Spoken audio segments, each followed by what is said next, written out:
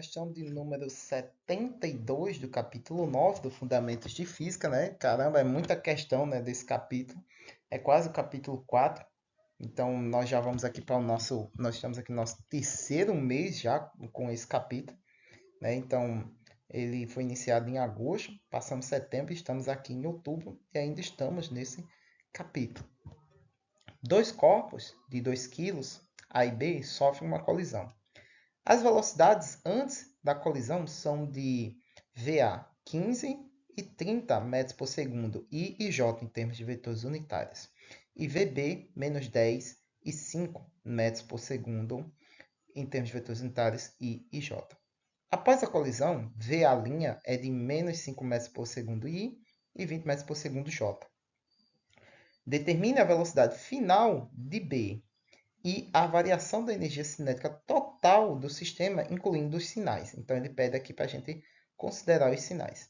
Então, nós temos aqui o nosso plano e a nossa partícula A e B. Elas são idênticas, possuem a mesma massa, e nós temos aqui as componentes em termos de vetores unitários da velocidade de cada uma delas. Então, VA tem uma componente de 15 metros por segundo, então ela se movimenta no eixo X a 15 metros por segundo e se movimenta no eixo Y a 30 metros por segundo. Todas elas no sentido positivo desses eixos.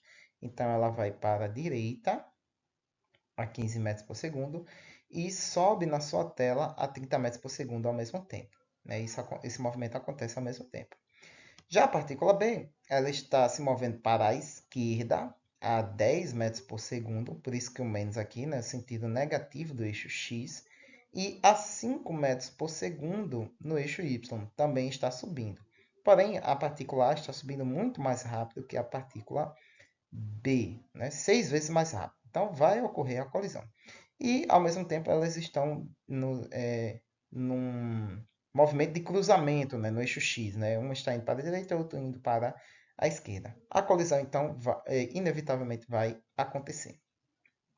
Ocorrendo a colisão, nós sabemos que a partícula A vai ter um rebote e adquirir uma velocidade em termos de vetores unitários que é a seguinte: menos 5 metros por segundo I e 20 metros por segundo J.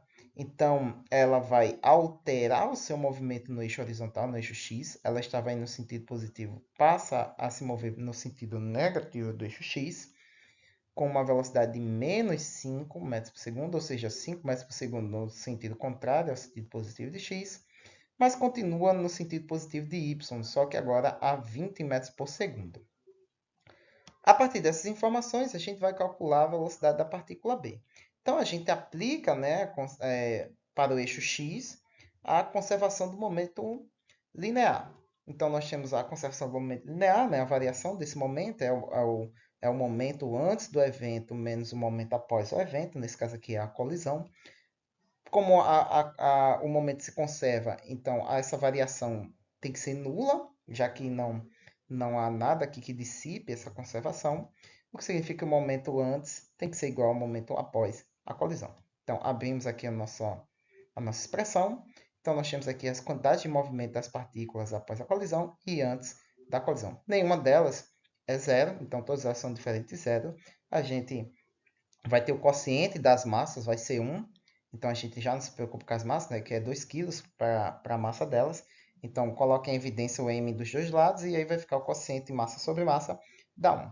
E aí isolamos a nossa variável de interesse, que é a velocidade da partícula B, só que aqui para o eixo x. Então, ela vai depender da soma da velocidade da partícula A e B no eixo x antes da colisão, menos a velocidade da partícula A após a colisão. Então, substituímos os valores, Fiquem atentos aos sinais. Então, nós temos a velocidade da partícula A em x antes da colisão é 15 metros por segundo. A da partícula B é menos 10 metros por segundo, então, por isso, menos 10 metros por segundo. E o da partícula A após a colisão é menos 5 metros por segundo. Então, pela multiplicação de sinais, menos com menos dá mais, então fica mais 5 metros por segundo. Resolvendo a operação, então nós temos que para o eixo x, a partícula B vai se mover a 10 metros por segundo. Ela vai inverter seu movimento no eixo x, então. Naturalmente, né? Quer dizer, naturalmente não, né? Porque dependendo da colisão isso também não ocorre, né? Então, perdoem essa gafe minha aqui. Então, tá aí em termos de vetores unitários, né? Que é o nosso I ali. Podemos fazer isso agora para o eixo Y, e aí é o mesmo procedimento, né? No final, vamos ficar com a mesma expressão que para o eixo X. Só que agora o que muda são os valores. Então, a velocidade em y da partícula antes da colisão é de 30 metros por segundo. A velocidade da partícula B antes da colisão em y é de 5 metros por segundo. E a da partícula A após a colisão é de 20 metros por segundo, mas nós temos o sinal de operação negativo, vai ficar negativo. Resolvendo a expressão, nós temos 15 metros por segundo J. Então, em termos de vetores unitários, a velocidade da partícula B após a colisão é descrita por essa expressão.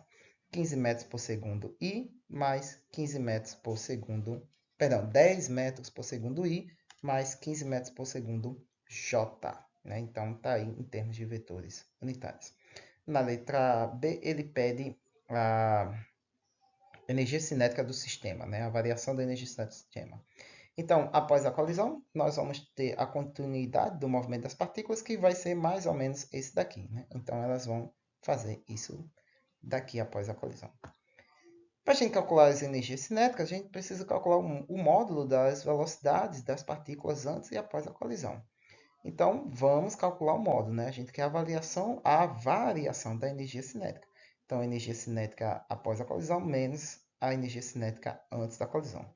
Então, calculando aí, nós vamos ter o seguinte, né? Abrindo as expressões, a gente sabe que é dado por 1 meio de mv quadrado, né? Então, fica para cada um dos termos 1 meio de mv quadrado. E calculamos aí o módulo do vetor velocidade para cada uma das partículas, né? Para quem não lembra, o módulo do vetor velocidade é a raiz da soma dos quadrados de cada uma das componentes, né, desse vetor.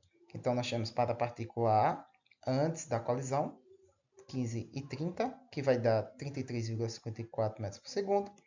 Para a partícula A, após a colisão, vai dar 20,26 metros por segundo. Né? Então, eu já fiz direto. É só fazer raiz quadrada de menos 5 quadrado mais 20 ao quadrado. Aí a mesma coisa para a partícula B após a colisão e para a partícula B antes da colisão. E aí nós temos as 4 velocidades, né? As 2 velocidades para a partícula antes da colisão e as velocidades para após a colisão. E aí você substitui os valores.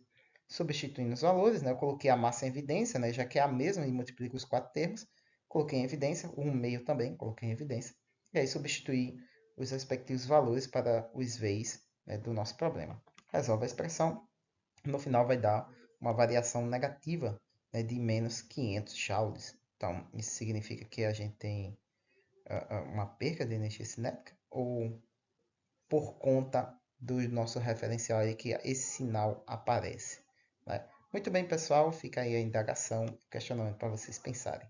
Muito bem, pessoal. Espero que tenham gostado, espero que tenham acompanhado o raciocínio comigo até aqui. Dúvida, crítica e sugestões aí embaixo na caixa de comentários. E como sempre, até a próxima questão.